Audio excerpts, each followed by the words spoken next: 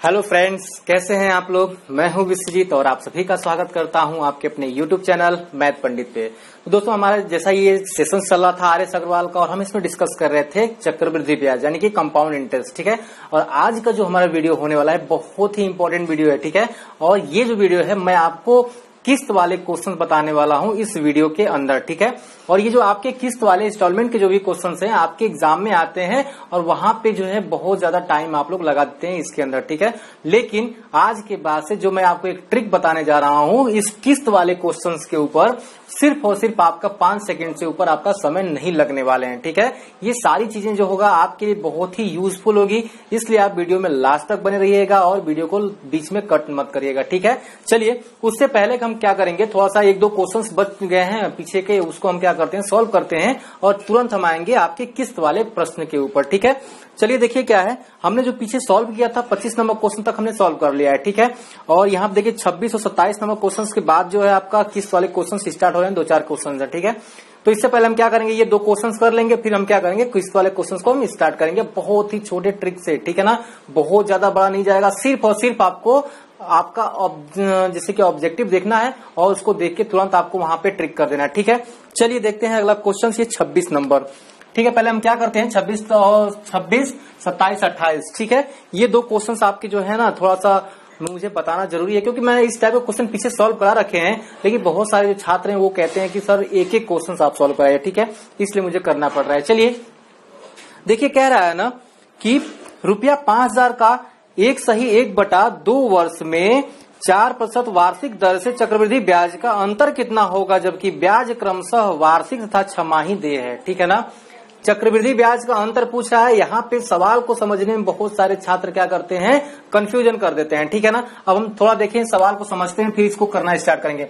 सबसे पहले वो कहना ये चाहता है कि जब वो वार्षिक ब्याज दे रहा है, ठीक है ना, वार्षिक जब वो क्या कर रहा है, ब्याज दे रहा है। ठीक है, जब वो वार्षिक ब्याज दे रहा है, और देखिए क्या है इसमें, वार्षिक ब्याज देने के साथ साथ, ठीक है ना, वार्षिक ब्याज देने के साथ साथ वो छमाही ब्याज भी दे रहा है। ठीक है ना, छमाही ब्याज भी क्या कर रहा है, वो दे रहा है। जरा एक बात बताइए, जब वो वार्षिक ब्याज दे रहा है, जब वो वार्षिक ब्याज दे रहा है तो इस पे चक्रवृद्धि ब्याज, ठीक है, और जब वो छमाही ब्याज दे रहा है उस पे चक्रवृद्धि ब्याज का अंतर आपसे पूछ रहा है। बस यही सवाल आपसे कहना चाहता है और कुछ नहीं है। ठीक है, और सबसे पहले आपको जो मूलधन दे रखा है वो 5,000 दिया है, तो सबसे पहले हम वार्षिक वाले पे निकाल लेते हैं। क्या दिक्कत है, कोई दिक्कत है क्या, क्योंकि समय आपको दिया है, आपको मूलधन पता है 5,000 है। ठीक है, और आपको समय पता है कितना है कि 1.5 वर्ष है। ठीक है, 1.5 वर्ष का मतलब आप कह सकते हैं 1/1/2 वर्ष। ठीक है, और आपको दर दे रखा है, कितना दर दिया है आपको 4% का, कोई दिक्कत नहीं है।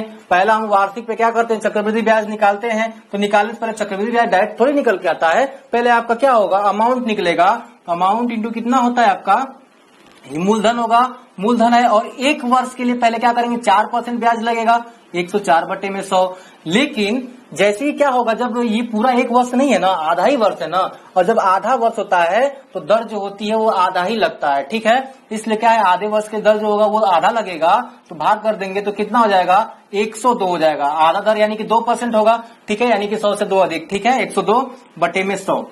अब देखिए, जब आप टोटल कटाएंगे, टोटल जब कटने के बाद हल होने के बाद 5,304 आएगा। ठीक है, ये आपका क्या हो गया, ये आपका मूलधन अमाउंट हो गया, यानी कि मिश्रधन हो गया। मूलधन आपको पता था, हमने कितना अतिरिक्त दिया उसको, हमने जो मिश्रधन के रूप में कितना अतिरिक्त दिया, हमने अतिरिक्त धन उसको 304 रुपए दिए हैं। ठीक है ना, यानी कि जब आप मूलधन में से क्या करेंगे, जब घटाएंगे मिश्रधन में से जब मूलधन घटाएंगे तो ब्याज निकल के आएगा, यानी कि वार्षिक सियाई आपका निकल के आ गया कितना, 304 रुपए। ये चीज आप जानते हैं। अब देखिए हमें करना क्या है, अब जो हमें करना है, अब हमें निकालना है इस छमाही वाले पे। ठीक है, छमाही वाले पे जरा निकालिए, तो क्या होगा, छमाही वाले जब निकालेंगे तो अमाउंट बराबर आपका वही रहेगा मूलधन। ठीक है, लेकिन छमाही में होता क्या है, छमाही में होगा क्या, दर आधी हो जाएगी। जब भी आप छमाही देंगे तो दर जो 4% की थी वही दर अब क्या हो जाएगी, 2% की हो जाएगी, लेकिन समय दोगुना होता है, समय दोगुना होता है। इस चीज को मैंने आपको पहले भी बताया है। इसलिए 1.5 वर्ष है तो अभी क्या हो जाएगा, 1.5 का दोगुना 3 वर्ष हो जाएगा, यानी टाइम जो है वो हो जाएगा आपका 3 वर्ष का हो जाएगा, बाकी मूलधन आपका वही रहेगा। ठीक है, अब देखिए क्या है, 3 वर्ष का है, दर कितना है आपका, तो 2, तो 102/100। ये मैंने आपको विधि पहले बता चुका हूं मैं। ठीक है, 100 में क्या होता है 102 जुड़ेगा और ये 3 बार हम करेंगे क्योंकि 3 वर्ष के लिए पूछ रहा है तो 3 बार हम इसका गुणा करेंगे। ठीक है, अब चलिए जब इन पूरा को आप सॉल्व करेंगे, पूरे को सॉल्व करेंगे तो कितना आएगा 5306.04 आएगा। ठीक है ना, ये क्या हो गया आपका, ये आपका अमाउंट निकल गया छमाही वाले पे। तो आप कह सकते हैं कि चूंकि ये अमाउंट है, आपका मूलधन इतना था, तो जो छमाही का जो चक्रवृद्धि ब्याज होगा, सीआई होगा, वो कितना होगा 306.04 जब घटाएंगे तो आएगा इतना। ठीक है, अब आपसे पूछ रहा है कि वार्षिक और छमाही चक्रवृद्धि ब्याज का अंतर आपसे पूछा था, तो जरा बताइए कि वार्षिक और छमाही, तो छमाही आपका ज्यादा है। ठीक है, तो इसमें से घटाइए जरा, ये 304 घटाएंगे, ये 0 0 हो जाएगा, ये 4 0 ये कितना हो जाएगा आपका, ये हो जाएगा आपका 2, ये खत्म। ठीक है, यानी कि टोटल जो आपका आंसर आ गया 2.04 आपका आंसर आ गया। बहुत ही आसान क्वेश्चन है, थोड़ा सा कैलकुलेशन आपको इसमें करना पड़ेगा। ठीक है, चलिए ये हमने सॉल्व कर लिया, जल्दी से इसका आप स्क्रीनशॉट ले सकते हैं। देखते हैं अगला क्वेश्चन अपना। ठीक है, चलिए देखते हैं जल्दी से अगला क्वेश्चन, और अगला क्वेश्चन क्या कह रहा है उस चीज को हम समझेंगे जरा अच्छे से, फिर चलेंगे किस्त वाले क्वेश्चन की तरफ। ठीक है ना, देखिए क्या है अगला क्वेश्चन जो है आपका 27 नंबर क्वेश्चन। वो आपसे कह रहा वह धन कितना होगा, ठीक है, जिसका दूसरे वर्ष का चक्रवृद्धि ब्याज जो है आपका वो 10% दिया गया है और उसका जो चक्रवृद्धि ब्याज है वो 132 है। यानी कि 10% के हिसाब से दूसरे वर्ष का चक्रवृद्धि ब्याज आपको दिया गया 132। यानी कि जरा समझिए 1 वर्ष 2 वर्ष, ठीक है, 1 वर्ष 2 वर्ष, लेकिन जब 1 वर्ष बीता, पहले वर्ष में चक्रवृद्धि ब्याज लगा होगा ना, क्योंकि 0 पहला जो मान लीजिए हमने क्या किया, यहां से अमाउंट लगाया और 1 वर्ष कब पूरा होता है, जब वो 12 महीने का सफर तय करता है, तब ना 1 वर्ष उसको कहते हैं। यहीं पे धन लगाएंगे तो वहीं पे थोड़ी 1 वर्ष हो जाएगा आपका। ठीक है, वही नहीं ना होगा 1 वर्ष। यहां से जब यहां तक आपका क्या हुआ, जब आपने धन लगाया तो यहाँ पे धन आने के बाद 1 वर्ष हुआ। ठीक है, 1 वर्ष के लास्ट में 1 वर्ष का शुरुआत है आपका। ठीक है, अब देखिए क्या है, अब दूसरे वर्ष के लिए जब चलेंगे तो क्या आप यहां से लेंगे क्या, नहीं ना, 1 से जब चलेंगे दूसरे की तरफ तब ना 2 वर्ष होगा। अब क्या होगा, जब 1 से दूसरे की तरफ चलेंगे तब जाके आप यहाँ आएंगे। लेकिन कह रहा है कि दूसरे वर्ष में, हमें पहले वर्ष का पता नहीं है कितना चक्रवृद्धि ब्याज है, लेकिन हमें सिर्फ और सिर्फ दूसरे वर्ष का पता है चक्रवृद्धि ब्याज कितना है, वो है हमारा 132 रुपया। ठीक है, 132 रुपया है। तो किस पे 132 रुपया है, किस धन पे 132 रुपया है, ठीक है ना। आखिर उसका मूलधन क्या रहा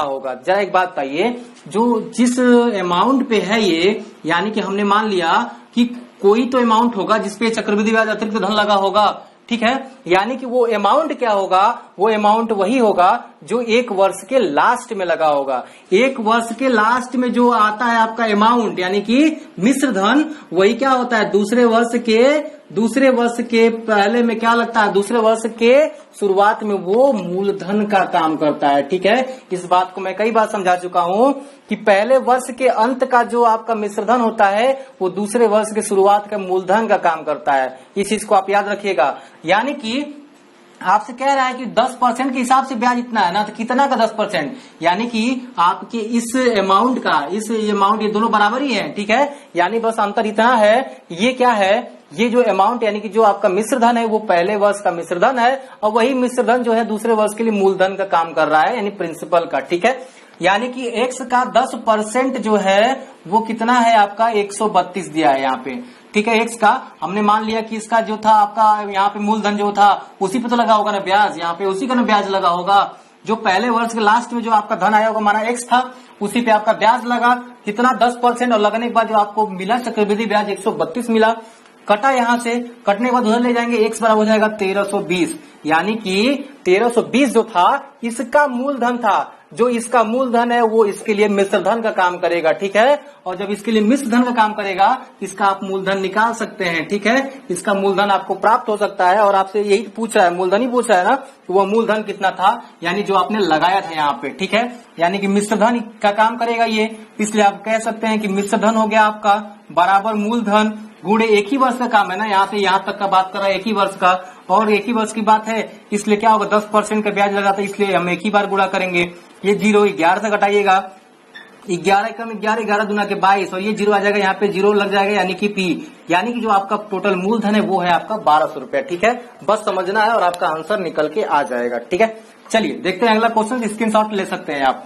एक क्वेश्चन और है, उसके बाद तुरंत हम आ जाएंगे अपने किस्त वाले क्वेश्चन की तरफ। ठीक है, आपको ये वीडियो कैसा लग रहा है आप कमेंट करके जरूर बताइएगा। ठीक है, चलिए देखते हैं जरा यहाँ पे देखिए क्या है, अगला क्वेश्चन है आपका 28 नंबर और क्या कह रहा है, बहुत ही लाजवाब क्वेश्चन, आसान क्वेश्चन है। कह रहा है किसी धन पर एक निश्चित दर से 2 वर्ष का साधारण ब्याज ₹120 तथा चक्रवृद्धि ब्याज ₹129 है, तो ब्याज की वार्षिक दर क्या होगी। मैंने आपको एक फार्मूला बता रखा है पहले ही कि दर बराबर क्या होता है, दर बराबर होता है सीआई माइनस होता है एसआई, यानी कि compound interest minus simple interest बटे में 1 वर्ष का एसआई यानी कि साधारण ब्याज गुणे 100, यही फार्मूला बताया था ना मैंने इसके लिए। तो दर आपको पता है। ठीक है, और आपको सीआई यहाँ पे दे रखा कितना, पहले सीआई लिखिए, सीआई है 129। ठीक है, 129 है और एसआई है आपका कितना, एसआई है आपका 120, यही दिया ना आपका 129 और 120। ठीक है ना, चलिए, और 2 वर्ष की बात कर रहा है आपसे, 2 वर्ष की बात कर रहा है ना, ये 2 वर्ष के लिए है आपका सीआई और 2 वर्ष के लिए है आपका एसआई, तो 1 वर्ष का एसआई कितना होगा, क्योंकि 2 वर्ष का 120 है और एसआई यानी कि साधारण ब्याज हर साल जो है बराबर लगता है। जब 2 साल का यानी कि पहले साल 60 लगा होगा, दूसरे साल भी 60 लगा होगा, तभी ना 2 साल का 120 है, तो यानी कि 1 वर्ष का जो आपका एसआई है साधारण ब्याज है वो 60 रुपए है। ठीक है, यानी कि 60 रुपए है। अब देखिए क्या है, तो जो उसका दर हो जाएगा, दर बराबर सीआई और एसआई का अंतर कितना होगा, 29 है, 129 में से 120 घटाएंगे 9 आएगा। 1 वर्ष का एसआई कितना है 60 है और गुणे कितना है आपका 100 है। ठीक है, ये कट गया, 3 दूना के 6, 3 तिलिक के 9 और 2 पच्चे 10 हो गया और 3 पच्चे कितना जाएगा 15 हो जाएगा। 15% जो होगा इसका क्या होगा, आपका दर होगा। अब चलिए जल्दी से मैं इसको मिटाता हूं, आते हैं किस्त वाले क्वेश्चन की तरफ। ठीक है, इसके लिए आप लोग बहुत बेचैन होंगे। ठीक है, देखिए यहाँ पे, और होना भी चाहिए क्योंकि बहुत ही आसान तरीके से बताने वाला हूं और आज के बाद से कोई भी दिक्कत किस्त वाले क्वेश्चन पे नहीं आएगी। ठीक है, पहले कुछ पॉइंट्स हैं आप उसको समझ लीजिए। ठीक है, बस आपको ऑप्शन देखने हैं और सारे क्वेश्चंस को वहीं पे सॉल्व करके चला जाना है। देखिए क्या है, जैसे कि मान लीजिए कि 100 रुपए का, ठीक है, 100 रुपए हमने उधार लिया है, 100 रुपया हमने उधार लिया है और हम किस्तों के रूप में हम क्या करना चाहते हैं, किस्त के रूप में हम इसे चुकाना चाहते हैं। तो जब भी हमारा अमाउंट जो होता है, जब भी जो कोई हम धन वापस जैसे हम उधार लेते हैं उसे किस्त में चुकाना चाहते हैं, तो वो जो किस्त होगा, वो जो किस्त के द्वारा चुकाई गई जो राशि होगी वो हमेशा 100 से क्या होगी, अधिक होगी, न कि कम। ठीक है, मान लीजिए हमने 2 किस्त में बराबर कर लिया, 2 किस्त में हमने बांटा, 2 किस्त में जब हमने बांटा तो जरा एक बात बताइए, 2 किस्त में बांटने के तत्पश्चात क्या होगा कि जैसे मान लीजिए हमने क्या किया, 53 रुपए का किस्त हमने रख लिया, आया कितना 109 आया, सॉरी 106 आएगा। ठीक है, 106 आ गया, तो हमने क्या किया, इससे अधिक दिया ना, 2 किस्त में हमने दिया, इससे अधिक दिया। तो आपको सिर्फ इतना याद रखना है कि जब भी हम उधार ली गई राशि का अगर हम किस्तों के रूप में क्या करते हैं, ऋण चुकाते हैं, तो वो उस राशि से क्या होता है, हमेशा कुछ न कुछ अधिक होगा, कम नहीं होगा। ठीक है, और जब भी कम आए तो आप उसको वहां पे उस ऑप्शन को आप छोड़ दीजिएगा, वो आंसर नहीं हो सकता है। ठीक है, आपको सिर्फ इतना याद रखना है कि क्या होगा कि जो भी आपने राशि ली है उधार, अगर आप किस्त में चुका रहे हैं तो उस राशि से आप हमेशा क्या होगा, अधिक राशि ही क्या करेंगे, उसको अदा करेंगे। ठीक है, ये बात आपको समझ में आ चुकी होगी, बस इतना ही बात आप याद रखिए और देखते हैं जल्दी से क्वेश्चंस को, और क्वेश्चन से क्या करेंगे, हम सॉल्व करेंगे यहाँ पे। ठीक है, क्वेश्चन से आपको कितना है, 29 नंबर क्वेश्चन से। देखिए आपको आज के बाद से आपका सिर्फ 5 सेकेंड लगने वाले हैं, ज्यादा नहीं लगेगा, ये गारंटी है मेरा। ठीक है, देखिए क्या है, पहले क्वेश्चन को पढ़ लेते हैं जरा। ठीक है, क्वेश्चन कह रहा है कि 1025 का ऋण 2 बराबर वार्षिक किस्तों में चुकाना है, यदि चक्रवृद्धि ब्याज की दर 5% वार्षिक हो तो प्रत्येक किस्त का मान कितना होगा। ठीक है, अब तो क्या होगा, अगर हम मूल विधि से करेंगे तो इतना लंबा क्वेश्चन जाएगा कि आपके एग्जाम में टाइम ही नहीं बचेगा। ठीक है, सबसे पहले मैं आंसर लिख लेता हूं, यहाँ पे ऑप्शन से मैं थोड़ा समझाता हूं। ठीक है, ऑप्शन नंबर ए है आपके पास कितना है, तो ये है 550। ठीक है, ऑप्शन नंबर बी जो है आपके पास वो कितना है, वो है 560 है। ठीक है, ऑप्शन नंबर सी जो है आपके पास वो है 560.75 और ऑप्शन नंबर जो डी है वो कितना है, तो 551.25, ठीक है। ये है आपका ऑप्शन, ठीक है। और बस आपको दर पकड़ के चलना है, ठीक है। जरा एक बात बताइए, 1025 की राशि थी आपकी, 1025 की आपकी राशि थी, और यहाँ पे आप देखेंगे सबको जोड़ेंगे ना तो 1025 से बाहर ही आएगा, ऊपर ही आएगा, ठीक है। तो इससे लग रहा होगा कि सारे के सारे मान सही हैं, लेकिन अब मैं आपको हल करने जा रहा हूं, ठीक है। ये चीज मैंने जो लिखा है ना, ये आपके एग्जाम में लिखा हुआ आएगा, ये तो बस मैंने आपको समझाने के लिए लिखा है, क्योंकि ऑप्शन में जो आपको आंसर दिख रहा है, जो आपको स्क्रीन पे क्वेश्चन दिख रहा है, आंसर दिख रहा है, वो मुझे नहीं दिख रहा है, ठीक है। क्योंकि वो क्या है ना, वो एडिट करने के बाद आता है, वो मुझे नहीं, मुझे किताब में दिख रहा है, इसलिए मैं यहाँ पे लिख लिया हूं, ठीक है।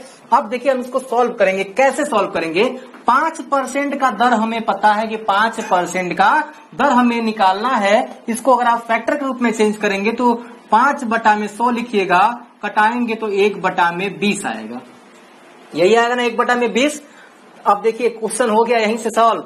यहीं से कैसे सॉल्व हुआ कि ये जो है 20 में 1 अधिक, यानी कि जो ऊपर वाला होता है अंश, क्या करते हैं, हर में जोड़ देते हैं, तो क्या आएगा, 21/20 आएगा। आएगा ना 21/20? आएगा कि नहीं आएगा 21/20? और यही जो 21 आया ऊपर वाले से, क्या करेंगे, इन सब में भाग देंगे। जो कट गया वो आपका आंसर आ जाएगा, जो नहीं कटा वो आपका नहीं होगा।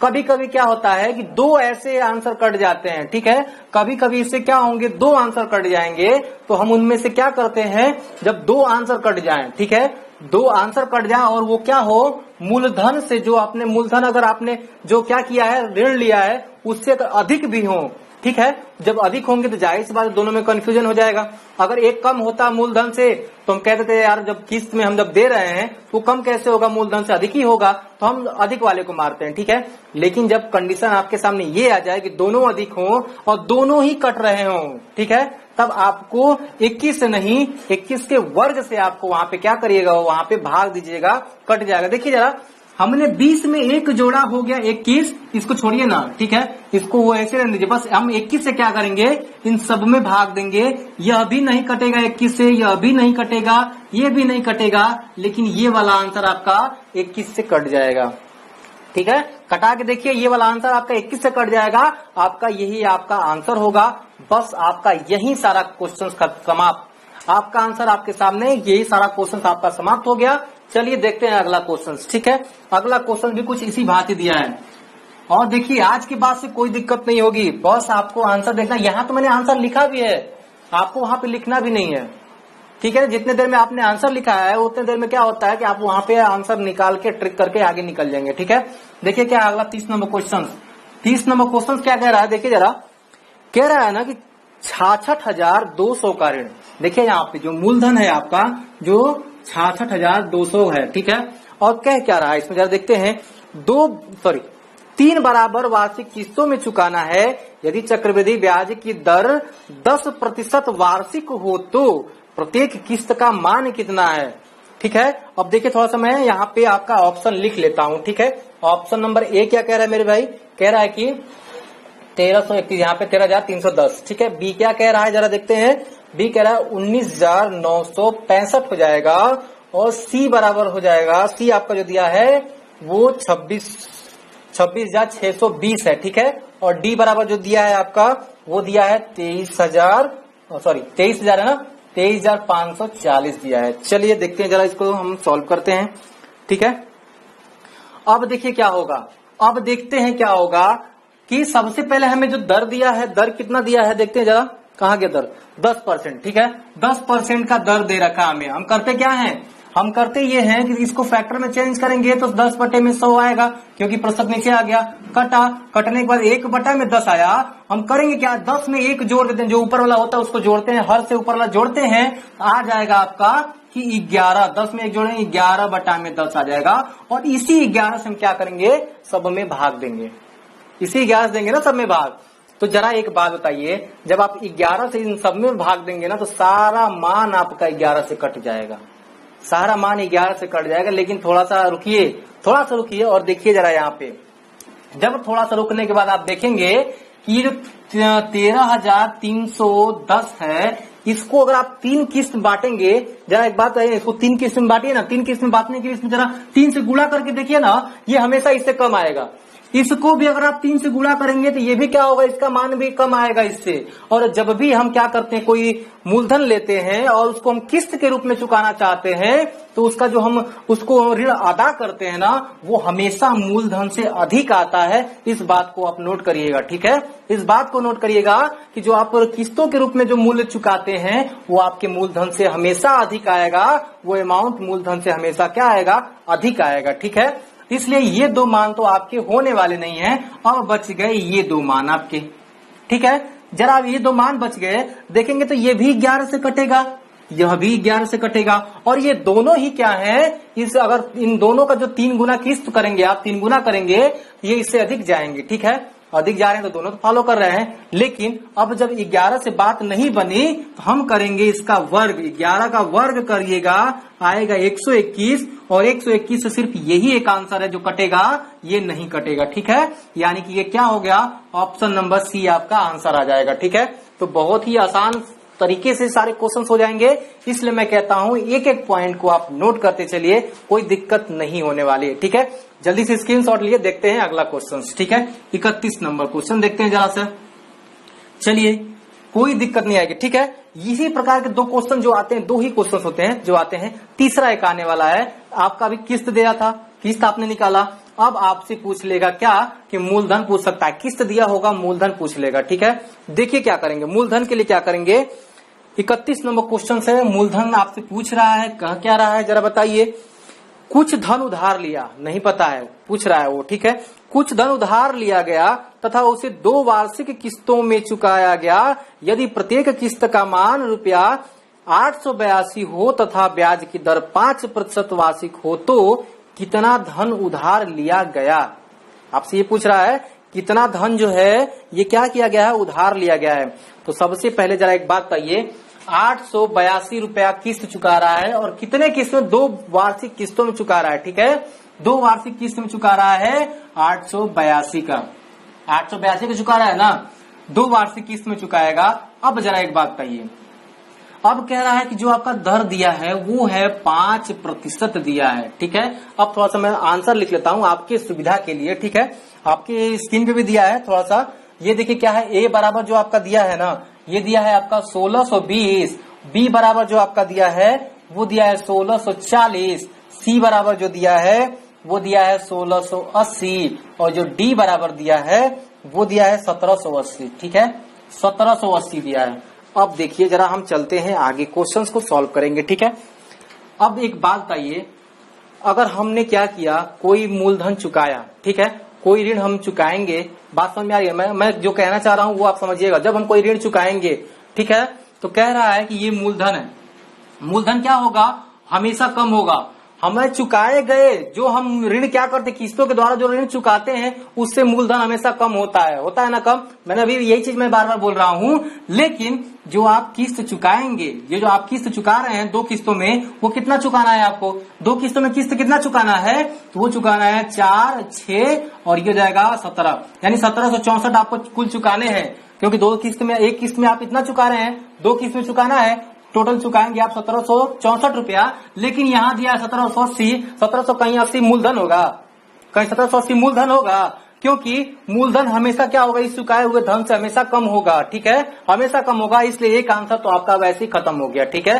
अब आपको करने 2 आंसर पे सॉल्व, लेकिन हम करते किससे थे, दर से करते थे। दर बटे में क्या था आपका 100 कर सकते ना, क्योंकि परसेंटेज 100 आ जाएगा, कटेगा 20 बार में 101 बटे में 20। अभी तक हम क्या करते थे, अभी करते थे कि जो 1 जोड़ के 20 लिख देते थे, ऐसा करते थे ना, 1 जोड़ के 20 लिखते थे। तो इस 21 से हम क्या करते थे ना, भाग जो देते थे, और भाग देने के पश्चात जो हमारा कटता था उसे ही हम कहते थे कि वो हमारा आंसर था, ठीक है ना। उससे हमारा क्या निकलता था, किस्त निकल के आता था। अगर आप इससे भाग दीजिएगा तो किस्त निकल के आएगा, इससे अगर भाग देंगे, 21 से भाग देंगे तो किस्त निकल के आएगा। अगर आपको मूलधन निकालना है तो एक बार फिर ये 20 21 में जोड़ दीजिए, ये जो 20 है ना फिर से अंश में जोड़ दीजिए, यानी कि ये जो हर है दोबारा से अंश में जोड़ेंगे तो आएगा कितना, आ जाएगा आपका 41 बटे में 20। और अब 41 जो है, इस 41 से अगर आप भाग देंगे और जो 41 से भाग देने के पश्चात जो कटेगा वही आपका मूलधन निकल के आएगा। तो 41 से सिर्फ एक आंसर है आपका, कौन सा? Option number B. बाकी ये दो आंसर नहीं कटेंगे, ऑप्शन नंबर बी कटेगा और यही क्या होगा? आपका आंसर होगा। क्या होगा? यही आपका आंसर होगा और यही आपका मूलधन होगा। ठीक है, इसीलिए मूलधन से आपका देखिए यहाँ पे क्या है? मिश्रधन अधिक है, यानी कि जो आप किस्त के रूप में जो ऋण चुका रहे हैं वो ये है, वो हमेशा क्या होता है? मूलधन से अधिक होता है, यानी मूलधन इससे कम होगा। तो 1640 है, आपको यहाँ से तुरंत यहाँ पे आंसर मिल जाएगा। ठीक है, एक एक पॉइंट आप नोट करिएगा, आपको एग्जाम में बहुत लंबा चौड़ा प्रोसेस करने की जरूरत ही नहीं है, बस आपको आसान तरीके से क्या होगा? सारा का सारा आ जाएगा। इसीलिए ये वीडियो मैंने रोक के रखा था। 4 5 6 क्वेश्चन थे, लेकिन ये इंपॉर्टेंट थे आपके एग्जाम के पॉइंट ऑफ व्यू से। ठीक है, जल्दी से आप इसका स्क्रीनशॉट ले लीजिए। एक क्वेश्चन और बचा है आखिरी, उसको देख के चलते हैं। ठीक है, आगे चलिए। और यहाँ पे जो तो आंसर लिख रहा हूँ वो तो मैं अपनी सुविधा और आपकी सुविधा के लिए लिख रहा हूँ, बाकी और कुछ नहीं है। वहां पे आंसर भी लिखने की जरूरत नहीं है आपको। ठीक है, वहां पे हल करने की जरूरत ही नहीं है। देखिए यहाँ पे 32 नंबर क्वेश्चन क्या रहा है? 32 नंबर क्वेश्चन देखते हैं क्या रहा है। एक पेड़ की ऊंचाई में प्रतिवर्ष 1/8 गुना वृद्धि होता है। ठीक है, यदि पेड़ की वर्तमान ऊंचाई 64 सेंटीमीटर हो तो 2 वर्ष बाद इसकी ऊंचाई कितनी होगी? 2 वर्ष बाद पूछा है इसकी ऊंचाई कितनी होगी। चलिए जरा इसको हम सॉल्व करके देखते हैं। कह रहा है ना 1/8 गुना बढ़ रहा है, यानी अगर 8 है उसका लंबाई तो उसमें 1 उसका क्या हो रहा है? बढ़ रहा है, वो भी प्रति वर्ष। ठीक है, 1 की वृद्धि हो रही है, 1 की वृद्धि होगी प्रति वर्ष, यानी कि 8 था और अगले वर्ष वो कितना हो गया? 9 हो गया, यानी कि 1 वर्ष में 1 की वृद्धि हो गई। ठीक है, लेकिन हो तो रहा है 2 साल, 2 साल बाद आपसे पूछ रहा है ना, तो फिर क्या करेंगे? 2 साल के लिए 2 बार इसको लिख लेंगे। ठीक है, अब इसको गुणा करिए जरा, कितना होगा? 64 हो जाएगा। इसको गुणा करेंगे तो 81 हो जाएगा। इनका संबंध निकल गया आपस में, 64 संबंधे 81। 64 अनुपात क्या है? 81 का इनका अनुपात है। लेकिन कह रहा है ना कि माने कि इसकी जो वर्तमान क्या है? वर्तमान जो ऊंचाई है वो 64 है। यहाँ पे 64 दिया है आपका, यानी कितना गुना है? 1 गुना है 64। तो क्या होगा? इधर भी हम इसको क्या कर लेंगे? 1 गुना कर लेंगे, 81 हो जाएगा। नहीं कर लेंगे क्या? 1 गुना 81 हो जाएगा, यानी कि वही बात हुई। यानी क्या होगा?